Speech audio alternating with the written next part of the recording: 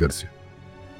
Yes sir, हम raw के agent से उन साइट्स की जीपीएस कोऑर्डिनेट्स निकलवाने की कोशिश कर रहे हैं जहां जहां रॉ ने अपने एसेट्स छुपा रखे हैं, मगर दूसरी इंफॉर्मेशन उससे ज़्यादा इंपॉर्टेंट है।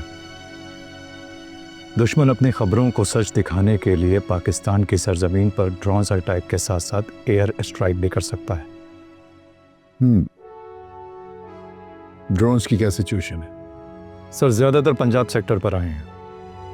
दुश्मन के ज़्यादातर ड्रोन्स कंटोनमेंट के ऊपर आए जो इंटरसेप्ट किए जाते रहे हैं। हमारी बरवक्त इंफॉर्मेशन की वजह से सरहद के अंदर भी कई जानें बच गई हैं। अल्लाह का शुक्र है कोई बड़ा नुकसान नहीं हुआ,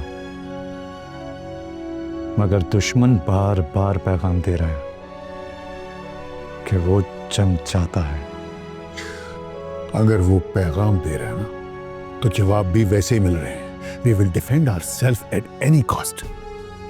हम एक जिम्मेदार और प्रोफेशनल मुल्क की तरह जवाब देते हुए इंसाफ को सामने रखेंगे। यस सर, अगर हम भी उनकी तरह पागल हो गए तो हम में और उनमें क्या फर्क रहेगा?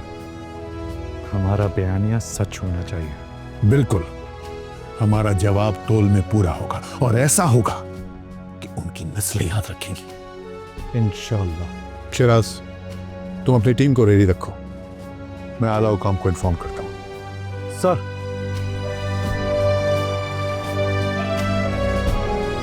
Indian Army, with all their wherewithal, if they cannot intimidate us and they cannot coerce us, these terrorists can subdue the armed forces of Pakistan. Sindoor operation Pahalgam की, जब पहलगाम में 26 लोग की मृत्यु हुई तो ऑब्वियसली टेररिस्ट 400 किलोमीटर अंदर आए थे और उनके पास AK-47 थे और बाकी भी औजार उनके पास में मॉडर्न थे, तो किसी को पता नहीं